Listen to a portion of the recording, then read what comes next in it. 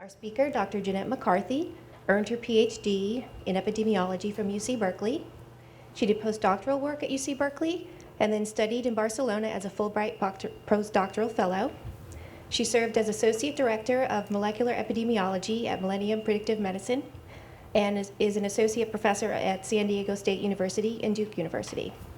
She's currently an Adjunct Associate Professor at the Duke University Center for Personalized and Precision Medicine, where she is Editor-in-Chief of the center's website. She's also a Visiting Associate Professor of Medicine at the UCSF Division of Medical Genetics, where she leads their efforts in genomic medicine education. She developed and taught their first MOOC for healthcare provider education in genomic medicine. Dr. McCarthy is also Editor-in-Chief of a new patient-centered magazine called Genome, which is aimed at educating and informing patients in the area of precision medicine. She also developed a genomic medicine course here at Extension that is part of the Advanced Biosciences and Health Professions programs. So please join me in welcoming Dr. Jeanette McCarthy. Thanks, Sharon. Thank you all for coming out this evening. As Sharon said, I have a lot of different jobs right now, but I actually am very proud to be a Berkeley alum. I did my PhD work here at UC Berkeley and had the immense honor of working with Professor Mary Claire King, who, as you may know, is a world-renowned human geneticist. So anyhow, I spent most of my career doing research, but about 4 years ago, I took a change in my career and decided to focus exclusively on educating stakeholders in this exciting field of precision medicine. So precision medicine is basically using molecular information about an individual to tailor their treatment and healthcare. And this is not a new idea. The idea has been around for a long time. It goes by different names. Some of you may know it as personalized medicine or individualized medicine.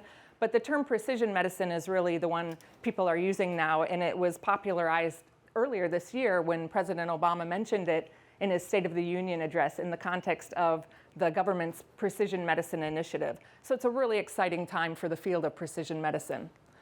What I'd like to do this evening is tell you about some of the exciting applications of precision medicine in the clinic today. I'll also talk about some of the hurdles that we face in practicing precision medicine. I'll then go into some of the next generation, what's on the horizon in precision medicine. But before I do any of that, I'm going to back up a little bit and give you a little primer on the human genome. So DNA is basically what the human genome is made of. The human genome refers to all of the DNA in an individual. And DNA is a molecule. It's a polymer of repeating units called nucleotides, shown here. And each of those nucleotides has a nitrogen base attached to it. And these come in 4 flavors. And we abbreviate them by their single letter codes, A, T, C, and G. And so really, when we're talking about DNA, we're talking about a strand of nucleotides. And again, they have either the letter G, C, T, or A on them. And this molecule then actually does not occur as a single strand, but is a double-stranded molecule where these 2 strands join together in a very specific fashion. And this gives the DNA molecule its classic double helical shape that we're all used to. So this is basically what DNA is. When we talk about the sequence of DNA, we're talking about the order and composition of these nucleotides along a single strand of this molecule. And here we have an example of a DNA sequence that is 34 nucleotides long. To put this into perspective, the human genome consists of 3.2 billion nucleotides. So it's a very large molecule. But actually, the DNA in a human genome is not one long molecule, not one long strand of DNA, but rather it's broken into 23 discrete chunks that we call chromosomes. These chromosomes are located in the nucleus of every cell in your body that has a nucleus, which is most cells in your body. So every cell in your body has virtually the identical DNA, and this is the genetic code. Now, chromosomes, for those of you who are used to seeing them, appear as these condensed molecules of DNA, where the DNA actually wraps around proteins and condenses, and you can actually see it under a microscope. But most of the time in the cell, when DNA is doing its job, it's unwound. And when it unwinds, you reveal here stretches of nucleotides, and some of these stretches are actually genes, what we call genes, and these are the segments of DNA that code for proteins. So genes are, again, very important because not only are they the unit of heredity, they're passed down from generation to generation, but they code for every protein in your body, and proteins play vital roles in every biochemical process in your body. There are estimated to be about 20,000 genes in the human genome, but this represents less than 2% of all of your DNA. And the big question has been, what does the rest of that 98% of your DNA do? And the answer is we don't really know. We have some ideas. We don't even know how much of the remainder of the DNA, which, by the way, people have referred to as junk DNA, we really don't know what it does, but people have estimated that anywhere between 8 and 80% of that junk DNA is actually doing something. It has a function. We just don't know what it is now. And so we spend most of our time focusing on the portion of the DNA that is the gene region, or the gene regions, and this is called the exome, or the coding region of your genome. So DNA, again, provides the blueprint for the production of proteins through this process of protein synthesis. This is where DNA is transcribed into an intermediate molecule called RNA, which is then translated into protein. Now, if you think about it, every cell in your body has virtually the identical DNA. And when I say virtually, it's because there are a few exceptions, a few important exceptions, which I'll talk about later in the area of cancer. But for the most part, if you take a skin cell, you take a cell from your pancreas, you take a cell from your eye, all of these cells have identical DNA, but they don't have the same proteins. Because, in fact, it's the proteins, the expression of these proteins, that makes one cell different from the rest. So it's important when you think about DNA to recognize that no matter where you get it from in your body, it's going to be the same, but the proteins are going to differ.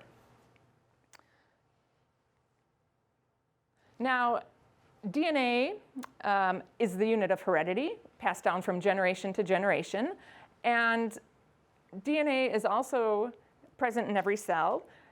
Every cell in your body is dividing, right? Your cells are continually dividing to make new cells. It happens when a fetus is formed, an embryo becomes a fetus and grows to be a human. Cell division is occurring all the time. And in the process of normal cell division, and also when the sperm and the egg are being formed, your DNA needs to replicate. As cells replicate, the DNA needs to replicate so that your other cells all have the same DNA. Now, DNA replication is happening all the time. It's happening right now. And during this process of DNA replication, sometimes mistakes are made. And these mistakes we call mutations.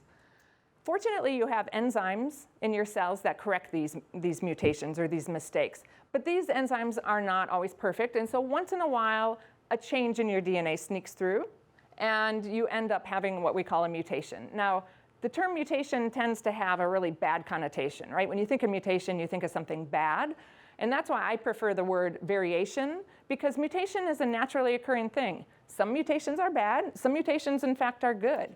But it is just a neutral phenomenon, and therefore I prefer the term variation. Now, certainly there are contributing factors to mutations, right? We know about things like UV radiation, cigarette smoke, X-rays. These are all things that contribute to higher mutation rates of cells. There's also another interesting thing that we learned just in the last year or two, and that is the role of paternal age, advanced paternal age. So as women, we've spent our whole lives thinking about the biological clock and how we have to have kids before a certain age because of our increased risk of mutations that can damage the child. But in fact, it's advanced paternal age which is contributing to a lot of the genetic variation. It turns out that males are much more likely to contribute these, what we call single nucleotide variants, to a genome. And in fact, I think it's with every increased year of paternal age, there are approximately 2 new mutations introduced into that sperm, which then go into the person. So I think that's just a fascinating fact and really interesting when you think about it, because first of all, I was thinking maybe older males are contributing to some of the diseases that we're seeing now that have a genetic basis. But then on the other hand, I was thinking, well, actually, maybe it's a good thing because mutation is actually the foundation of evolution. And maybe it's advanced paternal age is actually making the species, the human species, evolve faster. So I don't know. It could be good or it could be bad. But in any case, the result is whether, whichever method we get to it, we have increased mutation rates, and we have mutations that persist in our genome. So we have variation. Now, a lot has been learned about the human genome and variation in the human genome through this Human Genome Project and subsequent government projects. What we've seen over the past decade or so has been phenomenal growth in our efficiency, our ability to sequence genomes, as well as a drop in the cost. You can see when the first human genome was sequenced, it cost about $3 billion. Today, you can get your genome sequenced for about $1,000. Now, just as a side note, it may cost $1,000 in laboratory reagents to get your genome sequenced, but it costs several thousand more to actually have somebody interpret it and tell you what it means. It is possible to get your genome sequenced today. And in fact, there have been probably about 300,000 people in the world today who've had their whole genome sequenced. That's a very small drop in the bucket of the whole human population, but there have been estimates that within the next 10 to 15 years, it will be a routine part of healthcare to have your genome sequenced. So this is something that's coming. And what I'm going to show you in the next section is really where we're actually taking advantage of this technology and using human genome sequencing in the clinic today. But before I do that, I'm going to continue on a little bit more with this idea of human genetic variation. There are different types of variations that occur in the human genome. Some of them involve large pieces of DNA, others involve small pieces of DNA. The large variants include things like trisomies or monosomies. These are conditions where entire chromosomes are either found in excess, so you have 3 copies where you should have 2, or there's a dearth. Maybe you just have 1 chromosome where you should have 2. And in any case, these are very deleterious. There are, in fact, only a few human trisomies that are viable. Trisomy 21 is the most common one. Trisomy 21 is Down syndrome. There's also trisomy 13, trisomy 18, and a few sex chromosome trisomies and monosomies that are actually viable. All the rest are so deleterious that you just never see them in the human population. There are also large variants, not quite as large as whole chromosomes, but conditions where we have what we call structural variants, where entire chunks of chromosomes, for example, here you've got this whole section of a chromosome breaks off, and you have another chromosome where a section breaks off, and they basically swap places. This is called a translocation, so it's basically big chunks of DNA moving around the genome. So again, these are very large variants. As with the trisomies and monosomies, you can see these under a microscope. And they're quite rare. They're often very deleterious. As you move to smaller variation, they become more common in the population and more common in an individual. There are a type of variants called copy number variants. This is where you have a stretch of DNA, and this can range from a few hundred nucleotides to several thousand. These sections are actually duplicated in tandem. So here you see a complete copy of this region, just duplicated in tandem right next door. Sometimes there are complete sections that are deleted. So these are, think of them as very large duplications or deletions. Now when these happen, they can be quite deleterious. If they happen to overlap a number of genes, you could get some phenotype or some disease that's quite deleterious. It's estimated that each person has about 800 of these. So you, in your genome right now, have probably about 800 of these copy number variants. The more common type, the most common type of variation is actually a change in a single nucleotide. So this is where a single nucleotide is either swapped out for another one, or perhaps it's completely deleted, or it's nucleotide is inserted where it shouldn't be. These are very common. It's estimated that each person has about 3 to 4 million of these in their genome. So the real question, though, is you have all this variation. It can't all be bad. If you had that much damage to your genome and it was all bad, you wouldn't be alive. So not all variation is deleterious. In fact, most of the variation occurs in non-genic regions. Remember, only 2% of your genome codes for genes. The rest, we don't know what it does. Most of this variation is occurring in non-genic regions and is thought to be of little consequence.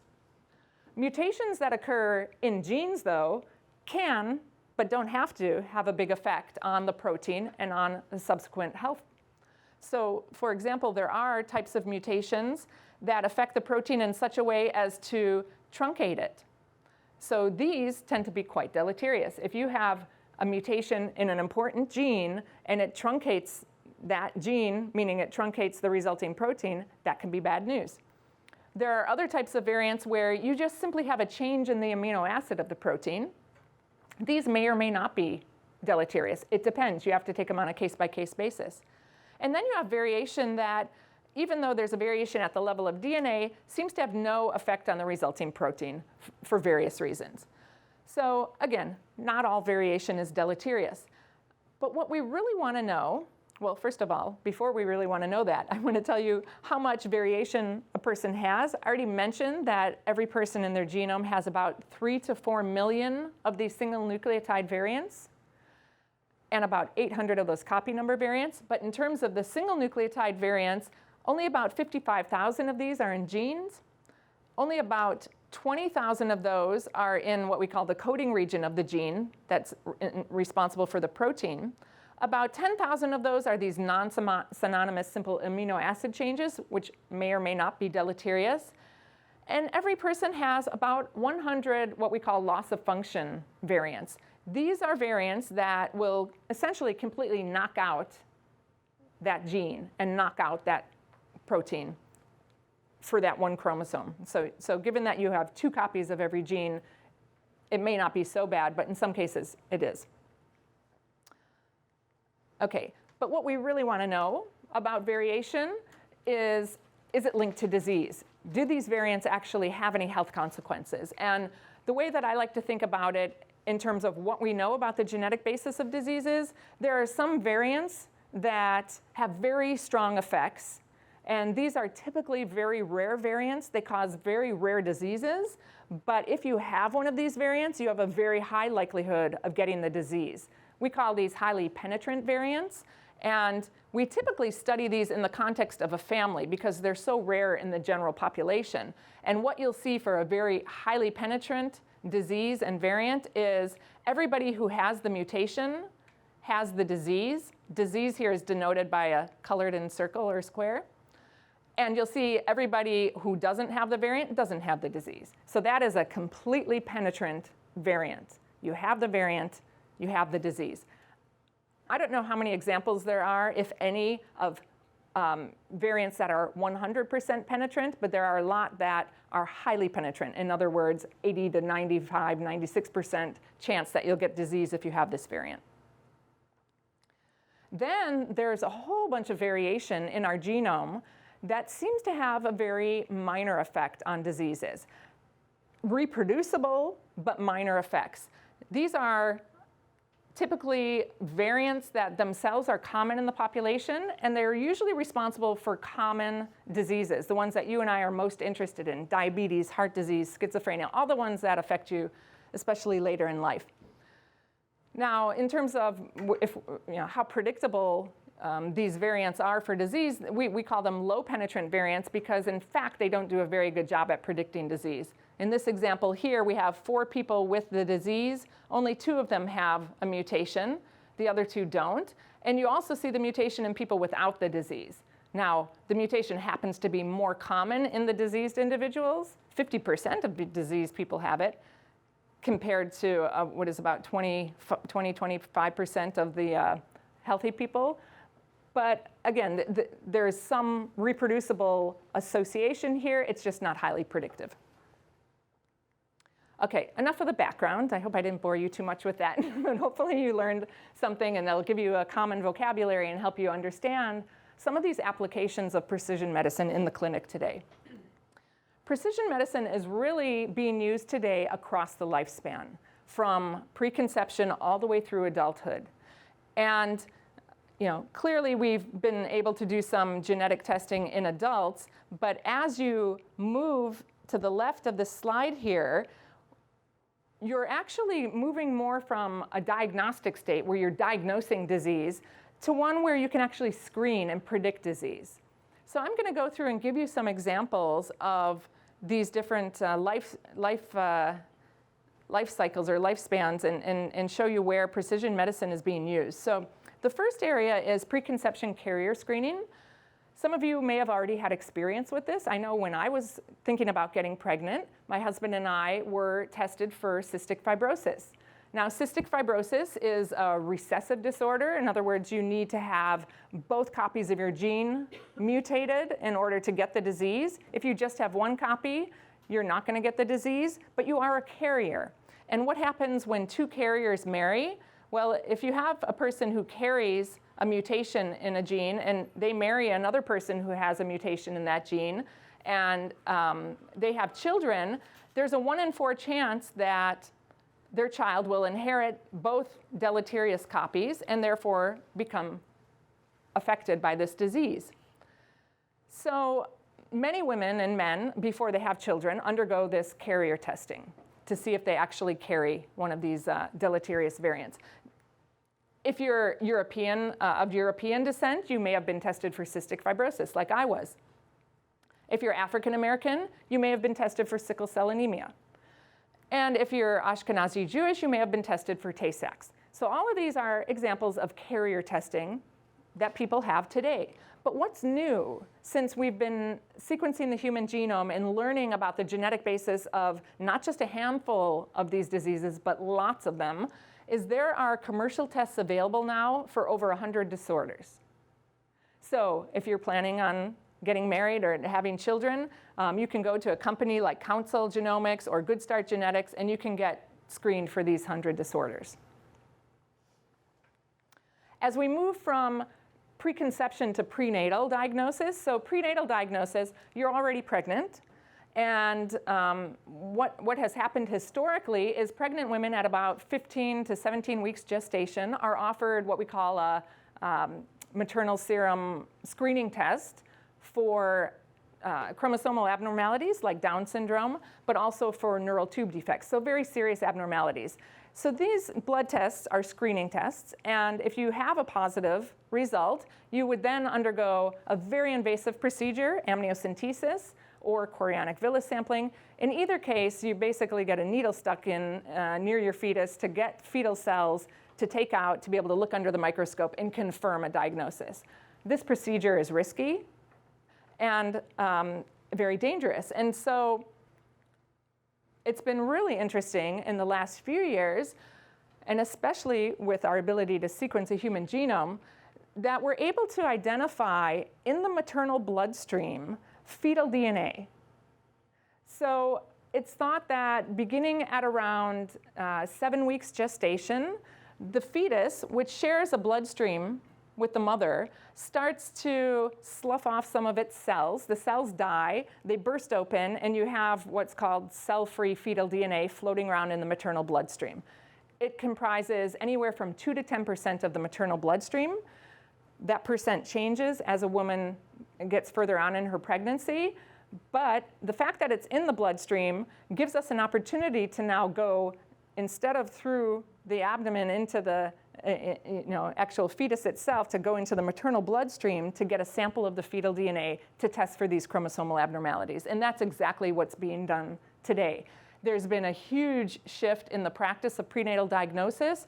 There are 4 companies, I don't think they're all independent still, but they simultaneously developed this technology where they're able to use non-invasive testing to detect fetal trisomies, such as trisomy 21, 13, 18, and X.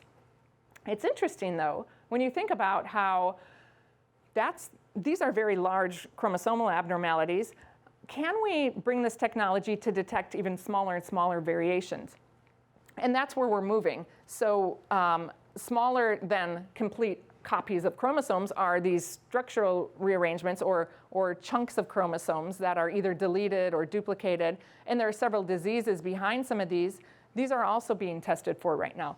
But as we go forward in time, it wouldn't surprise me in the next 10 years for sure if we're not able to use this technique to test for even single base substitutions in maternal blood. The next application of precision medicine in the clinic is also really exciting, and this is diagnostic sequencing for rare idiopathic diseases. So rare diseases, by definition, affect about 1 in 200,000 people in the US. Of course, they occur worldwide. That's the statistic for the US. And although individually rare, they're quite common collectively. About 1 in 10 children born are thought to have these rare diseases. There are about 7,000 of them that have been described. About 80% of these are thought to be genetic in origin, and we know the genetic basis for about half of those.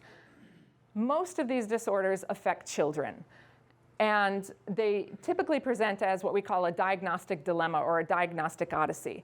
This is where a child goes to their doctor when they're young, maybe 1, 2, 3 years old. They have some constellation of symptoms. The doctor doesn't really know what it is. He gives them a diagnosis, which turns out to be a misdiagnosis, but they don't know at the time. They undergo treatment. In the meantime, the disease progresses. They go back to the doctor for more testing. What could it be? They're given another diagnosis, more ineffective treatment, disease progression, around and around. On average, like anywhere from 5 to 14 years, that these children are not getting a diagnosis for their disease. These are rare diseases. Some of them have names, some of them don't. Here's some examples of some of these diseases, which you've probably never heard of. I've never known anybody with any one of these, but again, in aggregate, collectively, they're quite common. Now, Nick Volker was a little boy who, at 2 years old, was very sick. He had some problems with his intestines. He was not getting better. At age 4, he only weighed 17 pounds and had undergone surgery to remove part of his colon. At 6 years old, he had already undergone 160 surgeries. At that point, he was in Wisconsin, in Milwaukee, and he hooked up with Howard Jacob at the Medical College of Wisconsin. And Howard suggested that maybe Nick should have his genome sequenced. Now, this wouldn't have happened 10 years ago, but in 2010, this was a new technology. It's worth a shot. And Nick had his genome sequenced. They found a mutation in a gene called XIAP. This gene is responsible for a rare form of inflammatory bowel disease. The suggested treatment for this was a cord blood or bone marrow transplant. And when he underwent this therapy, he was cured, basically. So this is a picture of Nick later, and you can see the big difference. So this was the first example of successful human genome sequencing to diagnose a rare idiopathic disease in a child. This is not an isolated incident.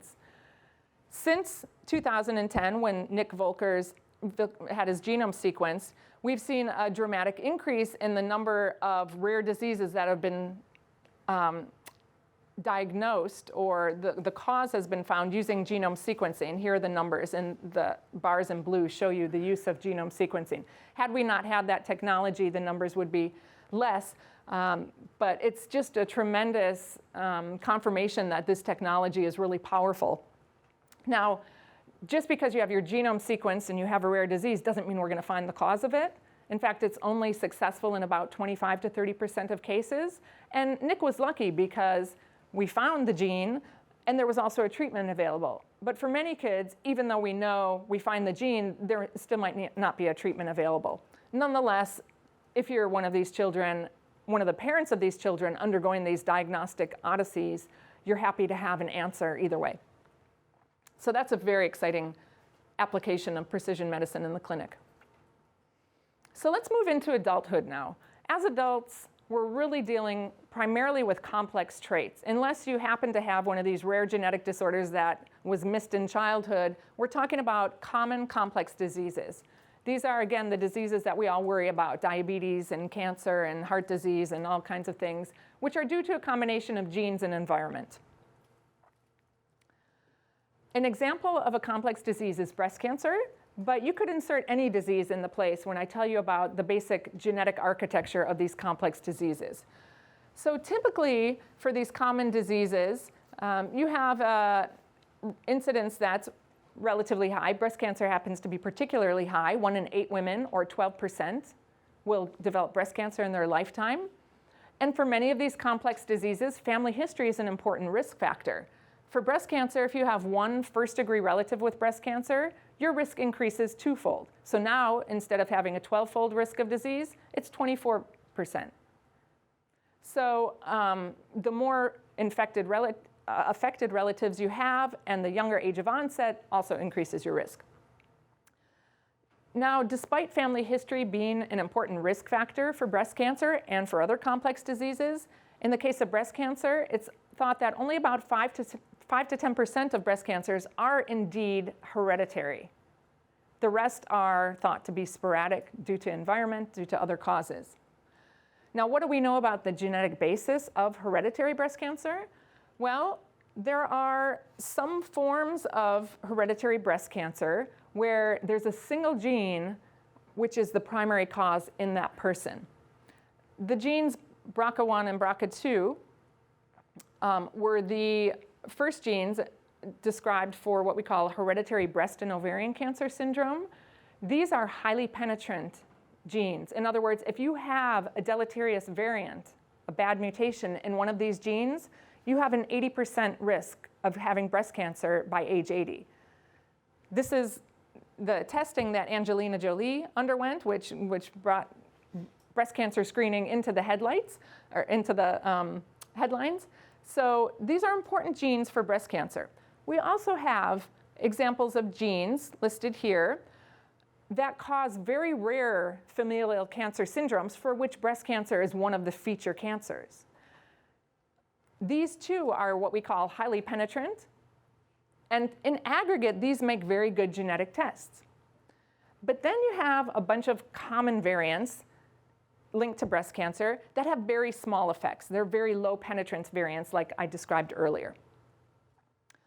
So where are we at in terms of breast cancer genetic testing?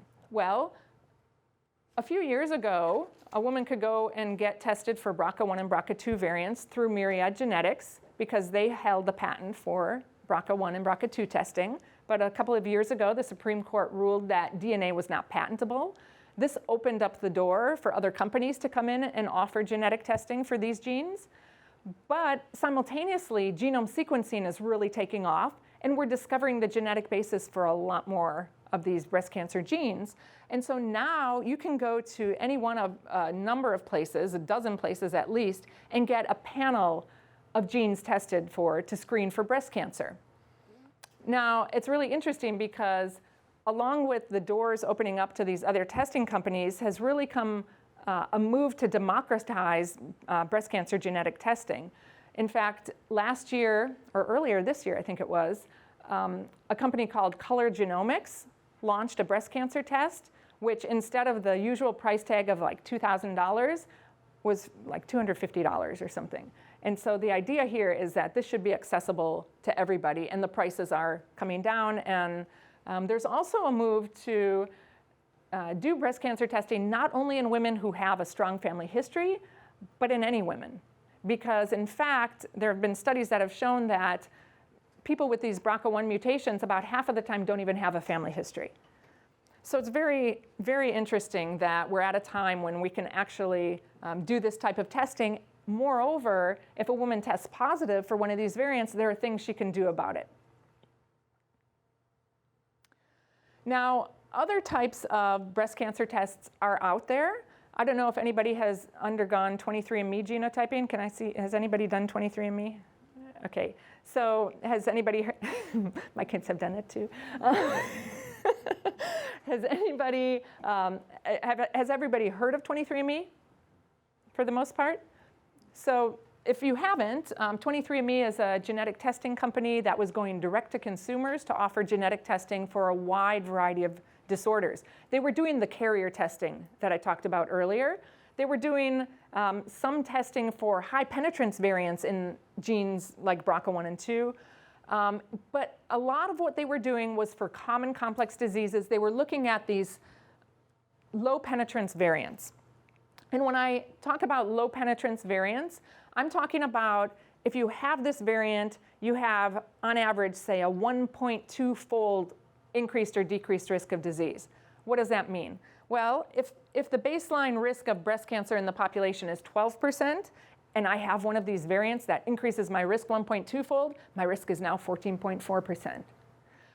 Similarly, if I have a variant that decreases my risk 1.2-fold, I go from 12% to 10% risk.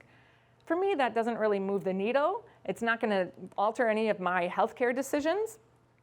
But the reality is that there are a number of these variants out there. And if you undergo testing with 23andMe, they will test a number of these variants. And in the case of breast cancer, they looked at 7 different variants in my genome, each of which increased or decreased my risk very slightly. I had 3 that elevated my risk a little and 4 that decreased my risk a little bit. Now, what happens if you have one that goes up and one goes down? What do you do with that information? Well, nobody really knows. And so they just basically add all of that risk together and come up with an aggregate measure. And in my case, they determined the baseline risk of breast cancer for my age was 14%. And now with all of my genetic risk combined there, it's 13%. So again, these are not very useful clinically, and but they are available, or they used to be available through companies like 23andMe, who, by the way, no longer can offer that testing direct to consumer because the FDA has been quite unhappy with their doing this and giving information that they deem might be harmful to people. Okay, so that was breast cancer as an example of a complex disease, but that same scenario is playing out across all different complex diseases. Now, another interesting application of precision medicine in the clinic is pharmacogenomics. This is where we can use information about a person's genetic makeup to predict their response to a drug. So very quickly, how do drugs work? Well, a person takes a drug and it's absorbed into the body, and that drug may come in orally or inhaled or injection. That drug is distributed around the body through the circulatory system. It hits the liver where it's metabolized or transformed, and then it's eliminated. Now, while the drug is in your body, it has to find a target. So drugs act on targets. Targets are proteins. They might be a receptor on the surface of a cell. They're proteins in the body that the drug then binds to and either turns up or turns down. So it modulates it somehow. And it's that modulation of that drug target that leads to the therapeutic effect of that drug. Okay?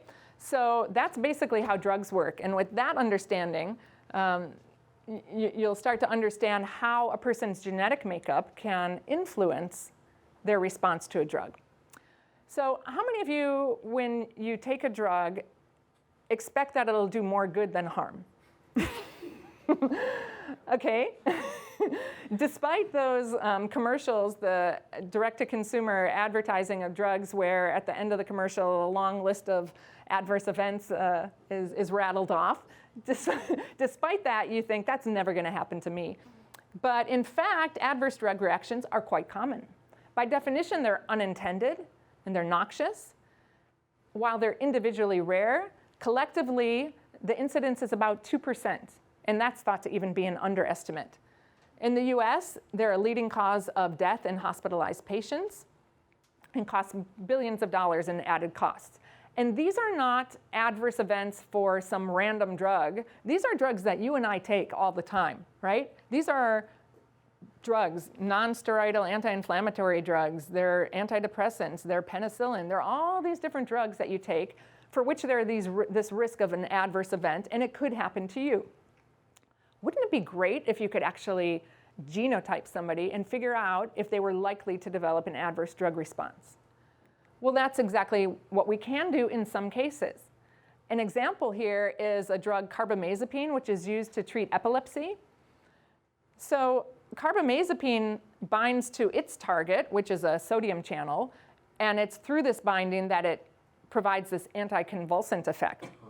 But what also happens in some people is this carbamazepine cross-reacts with some of your immune response proteins. In this case, HLA-B, the subtype is 1502. And in people who have this genetic background and they take carbamazepine, they can have this life-threatening hypersensitivity reaction, which can lead to death.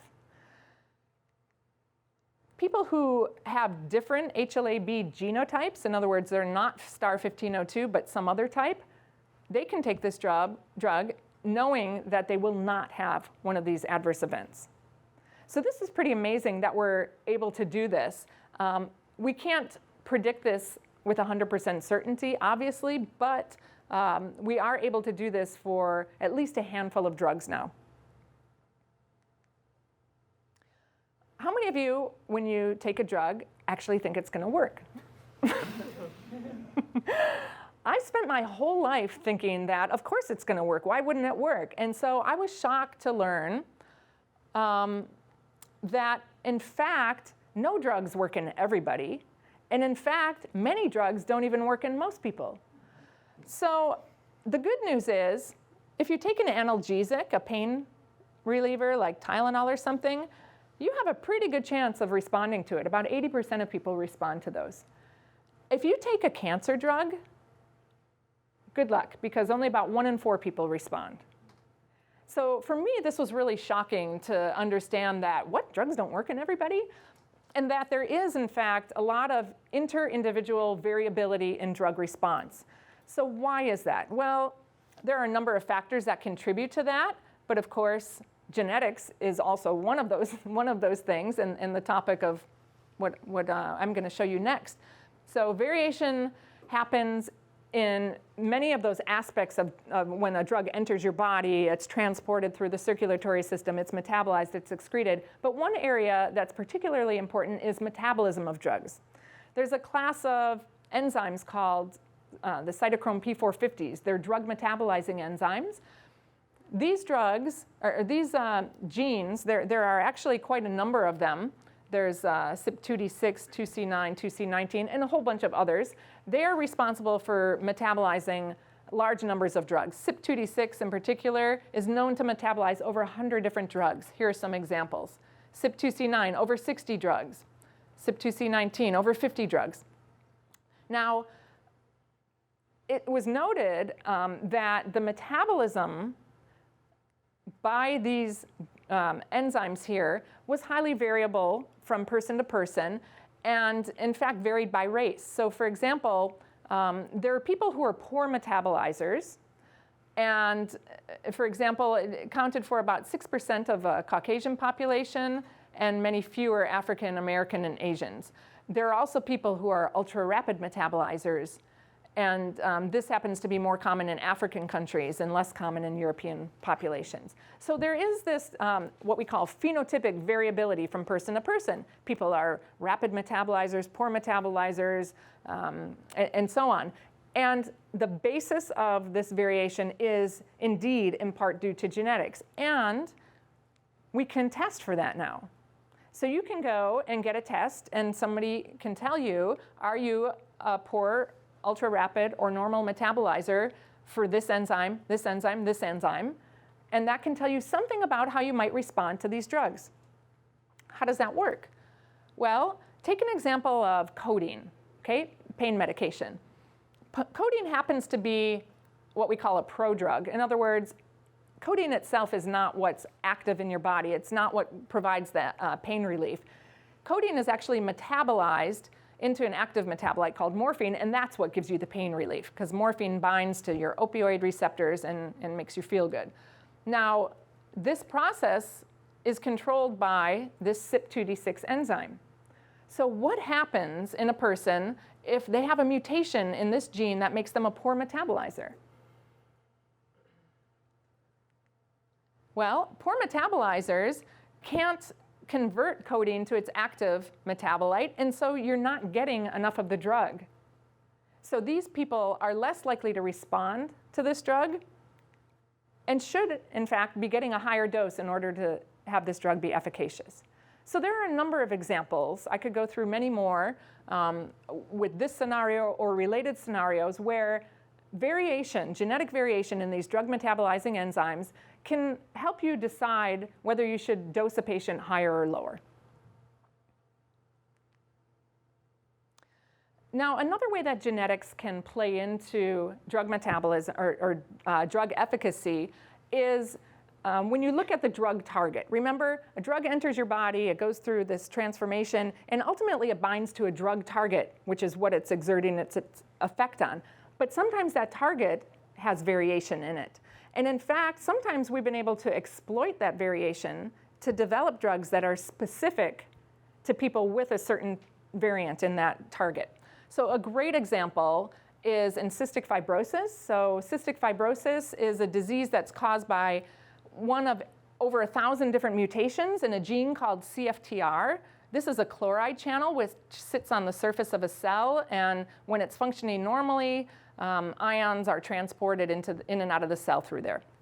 That's in a healthy individual. But there are mutations that occur in this gene which have deleterious effects. The most common mutation is a deletion of one base pair at amino acid 58, which affects folding of this protein such that this channel doesn't even reach the surface of the cell. There's another mutation which causes premature truncation or termination of that protein, meaning that chloride channel is short. You got a little chloride channel there. And then there are other mutations, such as this single amino acid change, which affect the functioning of this chloride channel, in this case, the gating of the channel.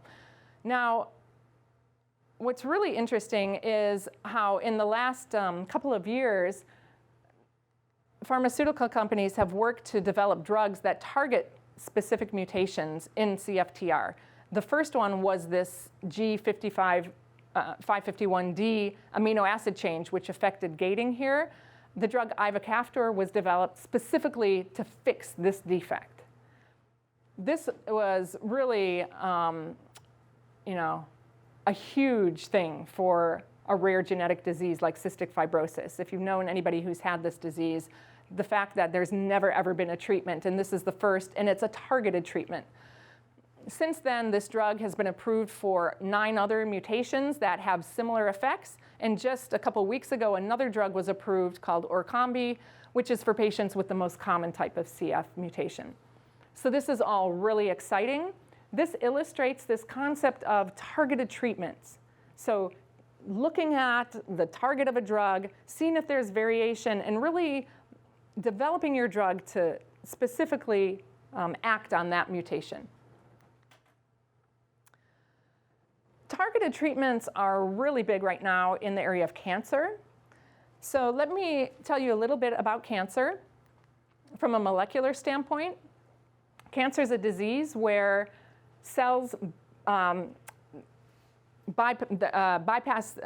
bypasses growth control in a cell. So you think about a cell, cells are dividing, they're proliferating, and there are certain signals that tell a cell when to divide. We call these growth factors. And there are other signals in your body that tell a cell to stop dividing. We've had enough. Those are called growth inhibitors. And these growth factors and growth inhibitors usually act through receptors on the cell. And basically, when everything's working fine, you've got a really nice system of regulation here. But what happens in cancer is cancers are cells that have lost this ability to control the growth, and they've lost it because they've acquired mutations in some of the machinery. They've acquired mutations perhaps in growth factors, growth inhibitors, receptors, maybe some DNA repair enzymes. And so once you get these mutations, what happens is the cells continue to divide and divide uncontrollably. As they continue to divide, they acquire more mutations such that by the time you look at a tumor itself and you look at that cell is unrecognizable. It has on average, 30 to 60 new mutations, and they're not just little single base changes, they're gross chromosomal abnormalities. These cells are very messed up. So the cancer cell has divided, and you get the tumor. The tumor invades the normal tissue, and eventually a piece breaks off or metastasizes, and you find it in your lung or in your bone. And this is when most cancer, 80% of cancers, are diagnosed.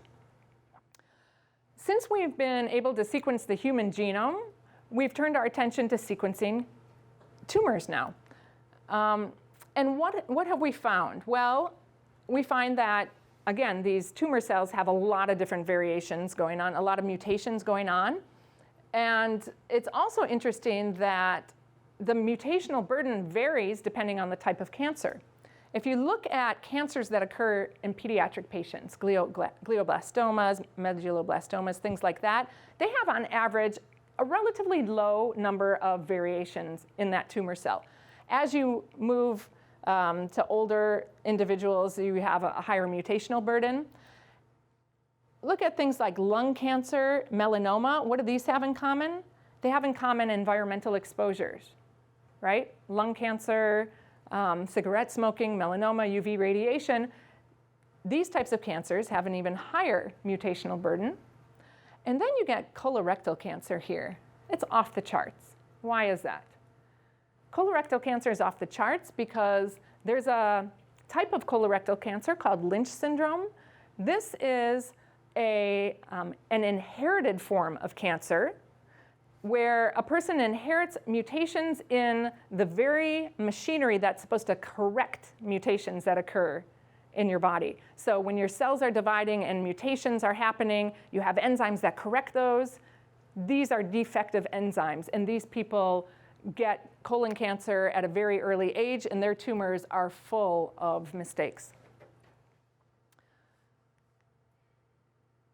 So what's really interesting now is that we understand that mutations occur in these cancer cells. If you look at a tumor, a specific cancer, you find all different kinds of variation, but it's really challenging to figure out which of these mutations are bad. In other words, they're the ones driving the cancer, versus which ones are just passengers. They're just mutations that have occurred. They're just there. They don't have anything to do with the cancer. So a lot of work is going on to identify what are the driver mutations in cancer. And we've made huge amounts of progress in this area. This is what breast cancers look like in terms of their driver mutations. This is a pie chart showing you if you were to sequence several hundred breast cancer tumors, 32% of them would have a mutation in this gene, PIK3CA. Another 32% would have a mutation in TP53. And then you have other mutations that occur much less frequently. But nonetheless, these are thought to be some of the driver mutations for breast cancer. Look at lung cancer. What do you see with lung cancer? Well, lung cancer has a slightly different profile. About 28% of lung cancers have mutations in a gene called KRAS. But TP53 also shows up, as it did with breast cancers. About 22% of lung cancers have mutations in TP53. So it's really interesting that you can take any cancer now and you can make one of these pie charts and show what are the driver mutations that are occurring in this type of cancer. And it's really interesting because you do see some unique variants for those specific cancers, but you also see some shared variants across those different cancers. So why is this important? Well, if we can identify these driver mutations in cancer, that gives us an opportunity to develop targeted treatments that work on those genes or those proteins that are mutated. The poster child example of this is a breast cancer drug called Herceptin. Herceptin was developed to treat women whose tumors had overexpression of a protein called HER2. This overexpression, due to mutations in the DNA, causes an excess amount of this HER2 protein, which contributes to the uncontrolled growth that is cancer. And Herceptin is a drug that actually blocks the action of this HER2 protein, preventing it from promoting cellular growth and therefore causing the tumor to shrink. So this is, again, the poster child example for a targeted treatment in cancer. But it's not the only example. Over the last few years, there have been targeted treatments developed for a number of different cancers. Here's just a few examples of the drugs that have been developed and their target genes. Let's take a look at non-small cell lung carcinoma. So this is a disease which historically, I guess, has been relatively homogeneous in terms of how we define it at a molecular or pathological level. But now with genome sequencing, we're able to get much more clarity on what's going on. And we recognize there are different subtypes of non-small cell lung carcinoma based on what aberrant proteins are being expressed. And what this has done is really opened up and expanded our opportunities for treating this disease, because now with non-small cell lung carcinoma, there are 3 drugs on the market that target different genes. So for example, if you happen to have a tumor that has an EGFR mutation, there are 2 different drugs you could take that target that variation. Similarly, if you have a mutation in your ALK gene, there's an FDA-approved drug available, and these are becoming standard of care for these patients. Now, what about all these other patients? Well, what's interesting is that you can see for non-small lung carcinoma, there are these other genes that happen to be mutated. And it just so happens for these that there are FDA-approved drugs available. They just happen to be for a different cancer. So for example, the BRAF gene is mutated in about 50% of melanoma patients, and there's a drug available to treat that. So now we see a non-small lung cancer patient. They have the BRAF gene mutated. The idea is, well, let's just try that drug that worked on BRAF in a melanoma patient. Let's try it in this patient and see what happens. And in some cases, we're finding that it works. So that's really exciting. And we call these sort of off-label uses of drugs in these indications. Still yet, we have other markers or other genes that are mutated for which there are active clinical trials out there. So there are a lot of different drugs in the pipeline that are targeting these different types of variation in cancer. So it's a really exciting time in the area of cancer in precision medicine. But I guess one thing I should say also is that none of these drugs actually cure people. There are rare instances where a patient will take one of these drugs and have a complete remission for their disease. In most cases, what these drugs do is they extend life. But that's a good step forward in the right direction. Okay, so those are some of the main applications of precision medicine in the clinic today. But not all of these are being implemented in the clinic. Your doctors might not even know about many of these applications. There are, in fact, several hurdles to practicing precision medicine. One of the biggest hurdles is actually cost. I taught an online course, which Sharon mentioned, this massively open online course in genomic and precision medicine, and I surveyed all my students and I asked them, which of the following do you perceive as a major barrier to obtaining genetic and genomic information on your patients? We were gearing this towards healthcare providers. The number 1 response was cost and insurance coverage. I was certain that they would say lack of provider education, and thank you for offering this course for me, because now I'm learning everything and I'll begin to do this. But instead, it was cost and insurance coverage. So that is a big concern. Precision medicine is costly, and insurance coverage is not what it should be. So this is a real big issue.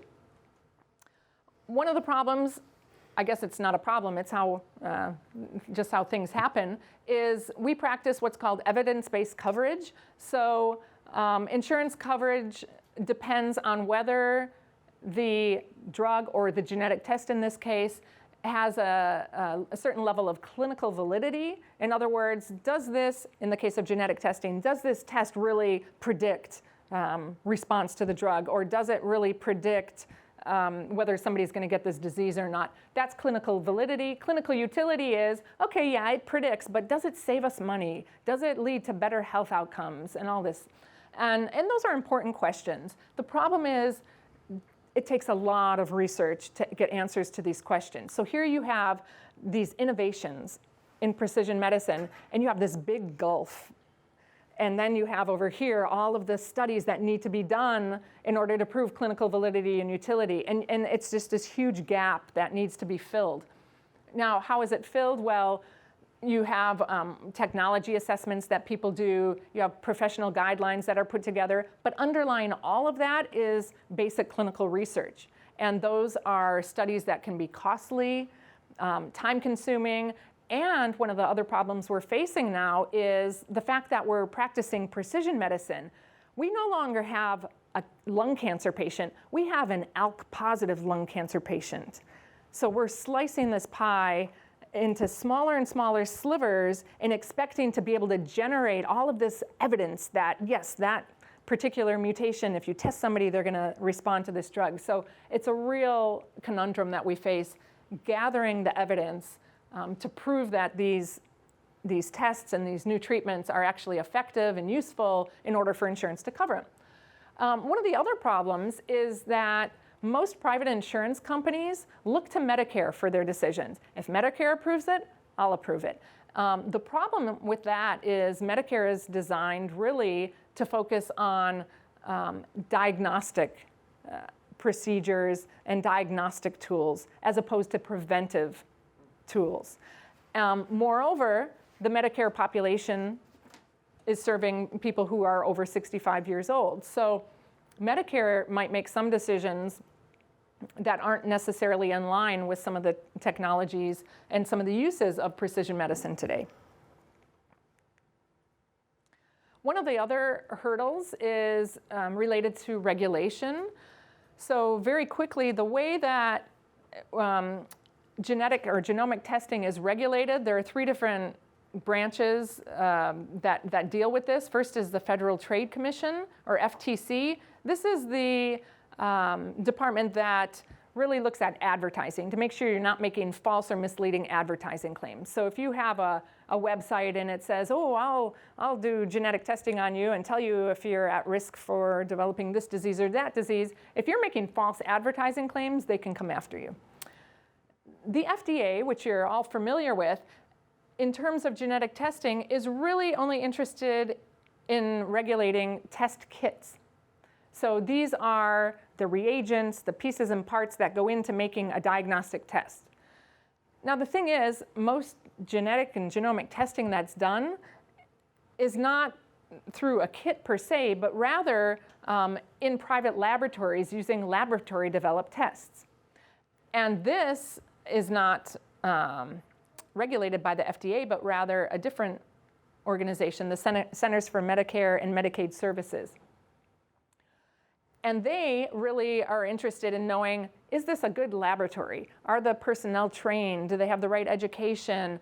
Are they doing proper quality control? They're really concerned with the analytical validity of tests. In other words, how good does this test actually measure what it says it's measuring? Now, a couple of years ago, the FDA, which up until then had chose to not regulate laboratory developed tests because it had the authority to do so, it just never did, has taken an about face and decided that they're going to regulate laboratory developed tests now.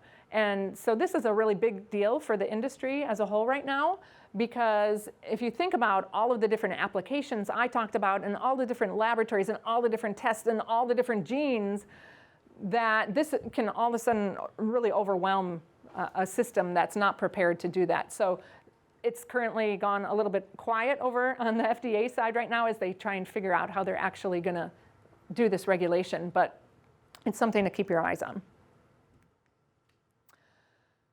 There are a lot of other hurdles, and I'm not going to go through all of them, but the last one that I wanted to talk about relates to healthcare providers, because you see, healthcare providers are the gatekeepers of precision medicine. If your doctor doesn't know about any of this stuff, they're not going to offer it to you. And so when I think about healthcare providers with respect to precision medicine, I think of several characteristics. First of all, that they're unaware. They're just unaware of all of this technology. They're unaware of these new tests. And you can imagine how difficult it is to keep up in such a fast-paced field. Another characteristic of healthcare providers is that they're skeptical. And rightly so in some cases, right? They don't know if these tests are good or not. They have a healthy skepticism towards them. And finally, healthcare providers really lack confidence in their ability to practice precision medicine. You know, most of them probably never had a genetics course in their life, and then all of a sudden they're expected to understand all of this complicated science, and they really have a lack of confidence in their own understanding and their ability to practice and know where to get information. So I think this is a big issue, and one of the reasons that I decided to get into education in this space is to really try and educate healthcare providers as well as consumers in this area. So let me tell you about a few things on the horizon that are really exciting. One of these things, you'll recall when I talked about non-invasive prenatal testing, it was taking advantage of the fact that a fetus sheds cells into the maternal bloodstream. Well, the same thing happens with tumors.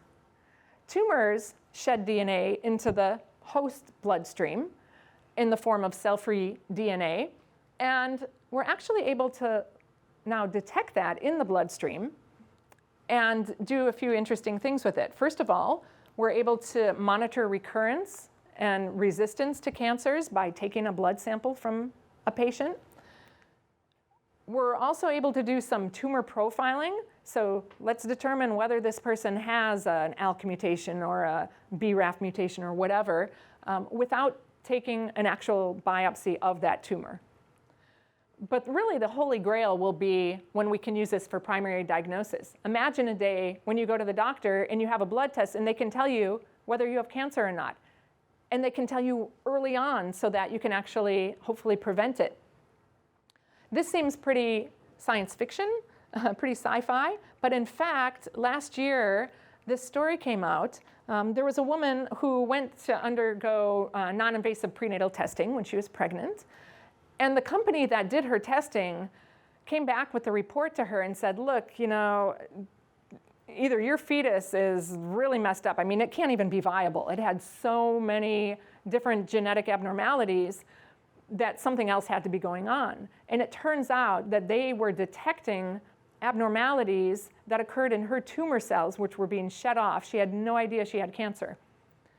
So she was diagnosed with cancer because she did a blood test to detect abnormalities in her fetus. So it's not an isolated incident. This company actually reported at least 10 different cases of this. So this shows you that this technology is on the horizon and something that may even be possible in your lifetime. Another super exciting area is the human microbiome. So how many of you have heard of the microbiome? Okay, so it's out there, right? Basically, our companion microbes that occur everywhere in and on your body outnumber human cells 10 to 1. And these include bacteria, viruses, fungi, and we're just beginning to map the landscape of the human microbiome. I actually had my gut microbiome analyzed, and you can do that too. There are a couple of different places you can get this done. I chose the American Gut Project because it seemed like a good cause. You can do a lot of research with this information. And basically, if you get your gut microbiome or any other skin microbiome, wherever, analyzed, what they can tell you now is basically how you compare to other people with respect to your most abundant species. And so here, they looked at the most abundant species that any person would have in their gut, and they looked at me and said, oh, sorry, these colors didn't come out very well. But basically, here's my level of firmicutes is up here, so I've got a lot of those. And then you can compare it to other people. Now, I made my family go through this.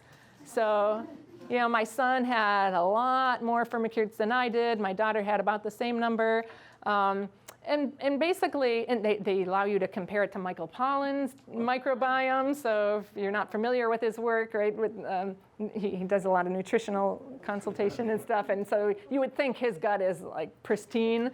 And sure enough, he's got he's got some things down here. I think it's a cyanobacteria that none of us have. So anyhow, it's really fun looking at this. They'll also tell you what your most abundant microbes are. So not just reporting on the ones that are most common in everybody, but what are your most common ones, and then your most enriched ones. So whereas something like this, I can't even pronounce that, is not very common in my gut, it's significantly enriched relative to the average person. So of course, when I got these results back, I'm looking all of these up on the internet and really not finding much at all. Although I did find something recently, just when I was preparing this talk, I decided to look this one up because I'm like, oh, I'm ninefold enriched for this one. And it turns out that they found this bacteria in the gut of people who tend to be lean. So I'm like, oh, yes, like that. But actually, one of the more important things that if you read what's important in a gut microbiome, it's diversity. And I am very psyched because I have 12 rare taxa, whereas my kids and my husband only had like 2 or 3. So I'm really excited about that. Now, of course, the holy grail to all of this is trying to understand what your microbiome is doing with respect to disease, and then how you can actually alter it.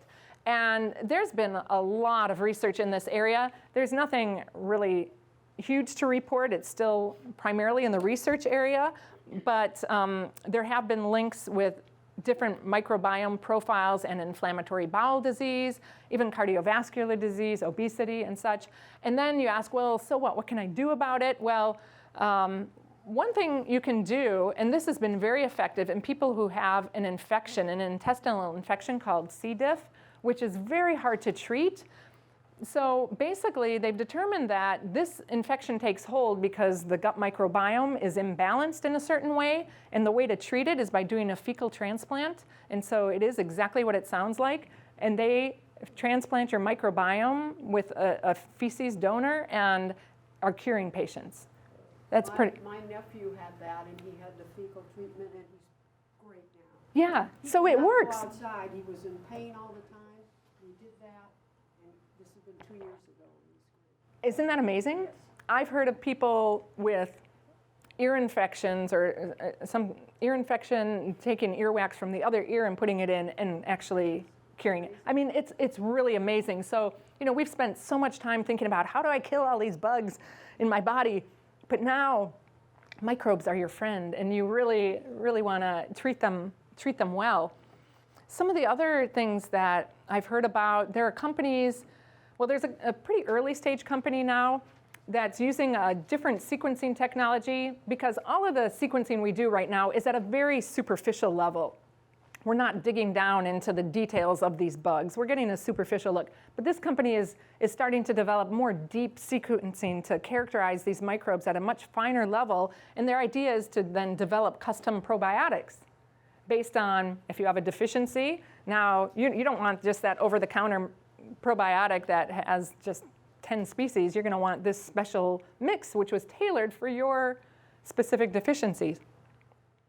Dietary modulation, we're learning a lot about how diet can actually change your microbiome and the importance of that. And then there are also people talking about creating synthetic microbes. So this whole idea that you can really engineer microbes in the lab to have benefit your health. So microbiome is so exciting. The last up-and-coming thing that I wanted to talk about isn't a technology per se. It's more of a movement. This is the idea of participatory medicine. This is where patients are actually taking up arms and really taking control of their health. Now, you might not see it every day, and you might not be doing this yourself, but you'll see signs of it. Patients who are beginning to connect with each other, they're beginning to collect their own data, they're sharing their health data and experiences and really turning into advocates for their health. One of the characteristics of participatory medicine is when patients start to become health data stewards. So how many of you have looked in your patient portal that your doctor offers? Anybody? Okay, so it turns out that you're ahead of the game because only about 5% of people, I think, look at their health data portals.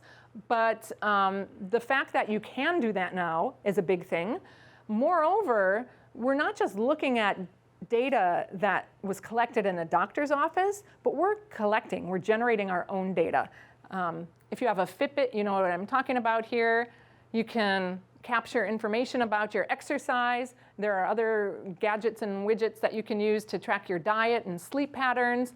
There's this whole industry of wearable technologies out there right now where you can wear a sensor on you and you can actually do an EKG using your cell phone. You put a sensor on, you've got your cell phone, and you can look at your heart and see what your heart rhythm is.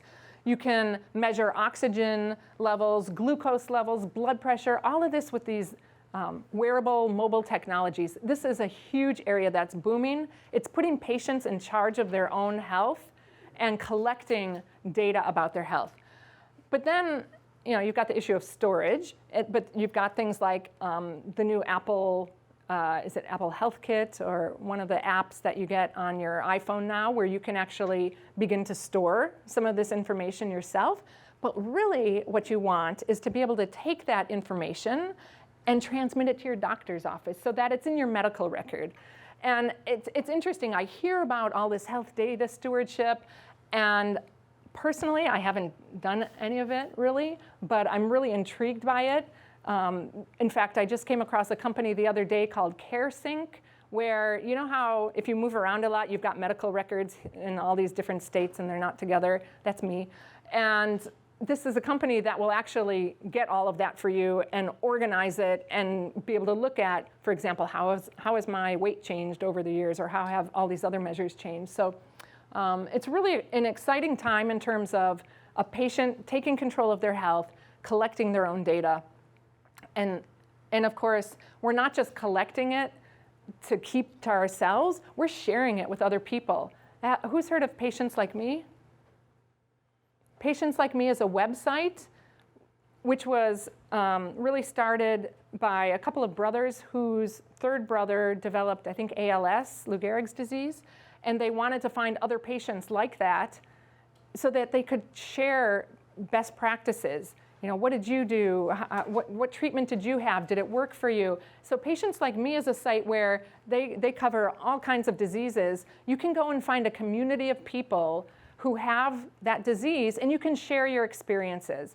And now, just think about it. If you're a pharmaceutical company, one of your biggest challenges is developing drugs and finding enough patients. Where are you going to find all these patients? You're going to have to comb doctors' offices across the country to find a lot of patients. Well, now you've got a hub where you can actually find a number of patients with your disease. So I think it's a win-win for everybody. But patients are willing to share so much information, personal health information, with complete strangers on this site. I think it's really fun. There are other registries that have popped up more related to genomics now. This one, if you have a certain genetic condition, you can try and connect with other people who have that genetic condition. There's Genome Connect, which is a new portal that was started to allow people, if they have their genome sequence, to upload it and have it somewhere safe, and also be able to share it with whoever they want.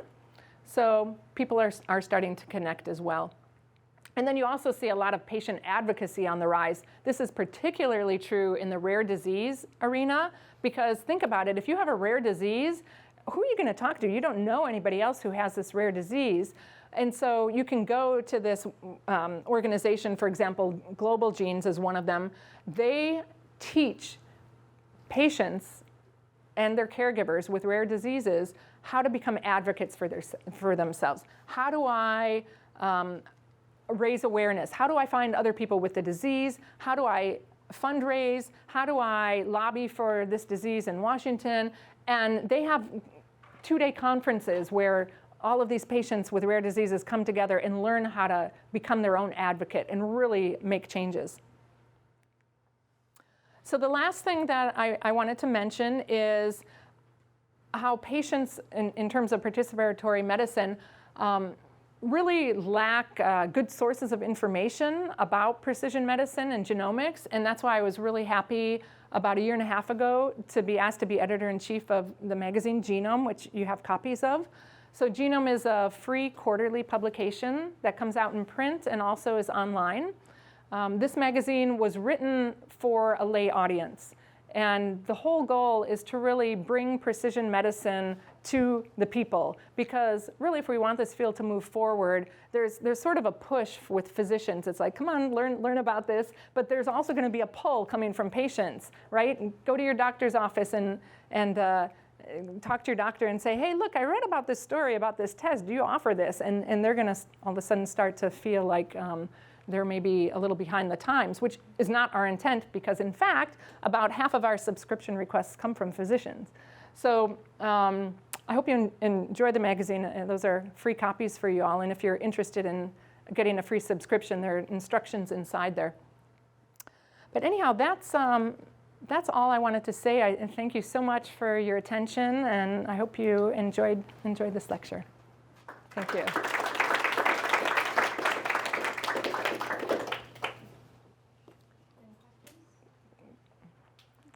You're going to have to, right here, pass the microphone, maybe?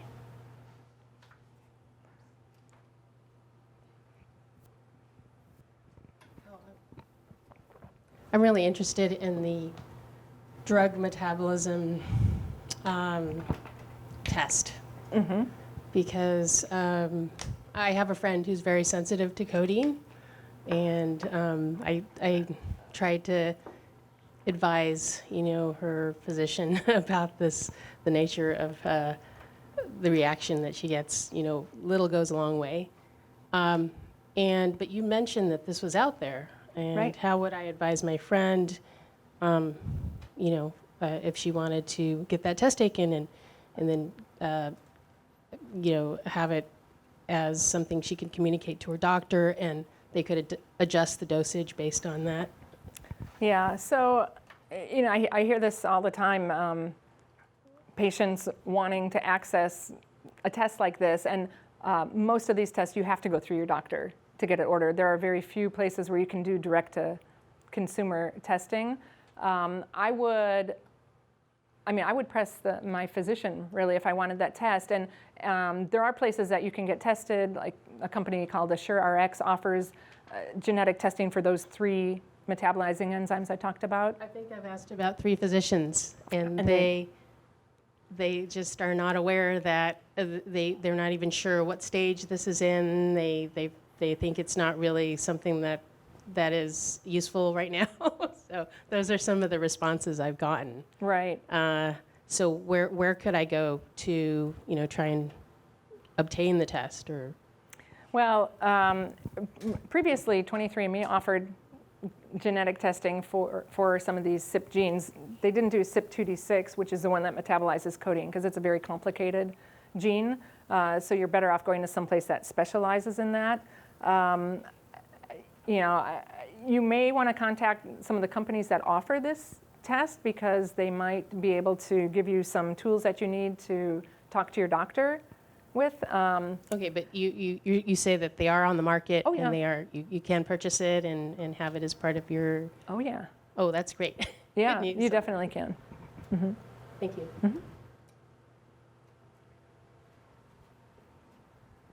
Did you? On that same line of questioning, I was curious about the relationship between the rate of metabolism and development of addiction, particularly when it comes to prescribing pain medications.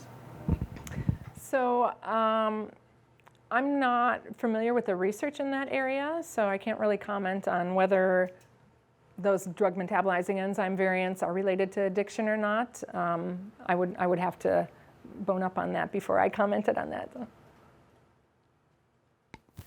Yes, I've had a lingering question since the beginning of this genetic testing. If I were to take a sample from the lining of my mouth and send it in, take 5 samples and send it to the same laboratory under different names and different addresses or something like that, what would be the degree of fidelity, of reproducibility, and accuracy? Yeah, that's a good question. So where there won't be variation is there won't be variation due to differences in the DNA from the different times you take that sample. There might be differences in the amount of DNA you get, or the integrity of the sample as it goes from your mouth to the laboratory, okay? But assuming that they're using a reliable technique and good quality control measures, you should be getting the same result from one lab to the next. Have you had experience in the contrary? No. Did you? I'm sort of curious. A number of years ago, there was big promotion to have full body CT scans, which proved to be in many ways detrimental to people because they found some obscure little thing and ended up having surgeries they didn't need and things like that. So I'm just curious, what are the counterindications in studying all, in just the average person going and having their genes, tested, genomic, having their. No, I know. There are a lot of parallels to that, right? You go in and you have a full body scan and you learn about all these things that could be wrong, but you really don't know if they're bad things or not. And a lot of parallels exist in whole genome sequencing. So as a healthy person, I mean, I've had not my whole genome, but my exome sequenced, which is a smaller part of the genome, just the genes. And I found some stuff in there. And so, right, the fear is that you're going to find things. Number one, you're going to find things that sound like they should be bad, but they're really not. And the truth is we don't know if they're bad or not. And so it can cause a lot of anxiety. There are also people who get tested for one thing, but because they're using whole genome sequencing, you get these incidental findings. And so that was a big issue that everybody was grappling with a few years ago. What do we do when we go in and we want to test somebody for mutations in the breast cancer genes, but we're sequencing them and, we happen to find out you've got some other thing going on. So people have been talking about this. The American College of Medical Genomics has a set of 56 genes that they said, okay, if you happen to undergo sequencing and you find a mutation in one of these genes, you have to report it because it's an incidental finding and it could be something bad and they need to know about it. So, I mean, these are ethical issues that we're grappling with definitely as we go into this new area.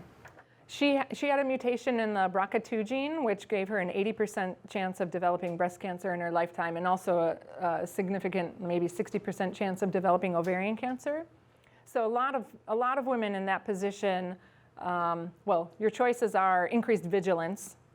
There are some prophylactic drugs you can take, like tamoxifen, I think, and then there's the radical, prophylactic mastectomy and oophorectomy. So she chose the more radical procedure, but a lot of women do. You think about if you have all of the cells in your body have the same DNA, and then you have a few of these tumor cells floating around that have some differences.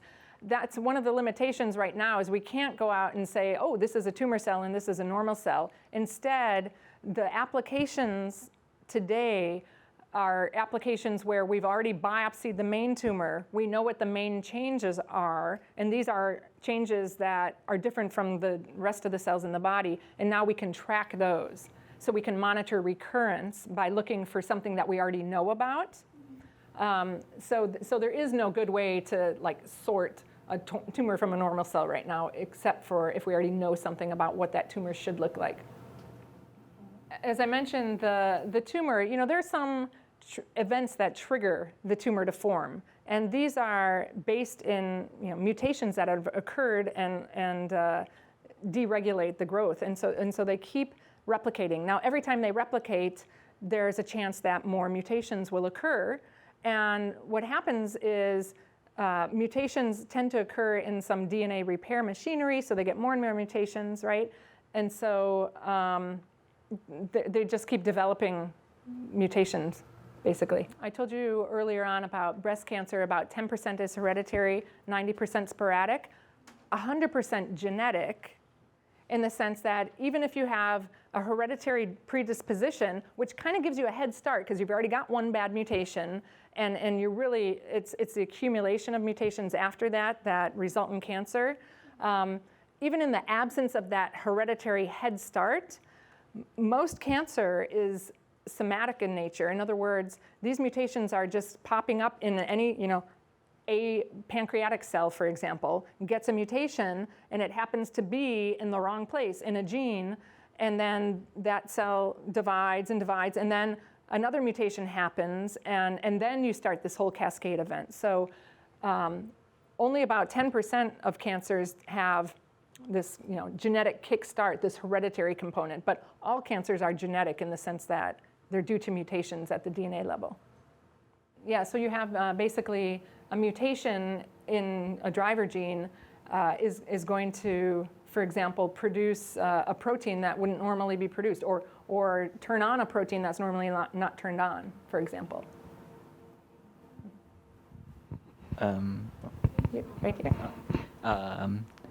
My question with more and more people getting access to their genomes, and with more and more information being shared, what's to stop certain insurance companies from who, if they would to have access to your genomic information, they would see potential markers for serious diseases, and they may increase rates or deny coverage for certain people just because they have genetic markers that make them more prone to disease and not even actually have the disease. So there's this thing called GINA. It's the Genetics Information Non-Discrimination Act, which prevents health insurance providers from discriminating on a person based on their genetic predisposition. So that applies to health insurance, but that doesn't apply to life insurance and these other types of insurance that are not deemed necessary for healthcare. So there's legislation that protects people.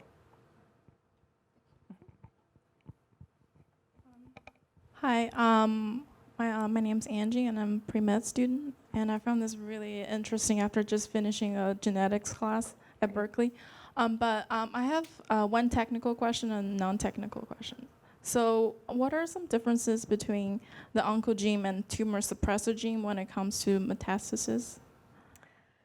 I don't know that there's a difference with respect to metastasis, because in fact we're still trying to understand what are the drivers of metastasis. So we have a good understanding of some of the genes, both tumor suppressors and oncogenes, involved in the initiation of cancer and the progression of cancer, but not necessarily the metastasis piece. So you would have to basically compare the tumor cells in the primary tumor with the tumor cells that have metastasized and ask what are the genetic changes? What are the differences between those, and could those be the drivers of metastasis? But so far, we haven't made a lot of progress in that area. And the other question is, one of the takeaway from your presentation, at least from my understanding, is that with all these innovations and technologies, very exciting things going on in genomic medicine, on the other hand, we see there's a lack of understanding and knowledge in this area in both policymakers and the current physicians. Right. So this is just a purely opinionated question to you. What are some of the things that current physicians or future medical students or future physicians can do to sort of push this to the next step? And do you think that there should be more health care providers involved in these policy making, or even stepping to politics?